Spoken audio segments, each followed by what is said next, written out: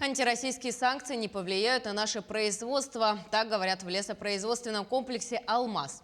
На сегодня производство ориентировано на 3 ключевых сегмента. Это выпуск пиломатериалов, изделия деревообработки и строительство деревянных домов для внутреннего рынка. 80 тысяч лиственниц и сосны поставляют из Витима. Из них 50 тысяч заготавливают в большом цехе Якутска. Распиленный материал подвергается термической сушке специальным оборудованием.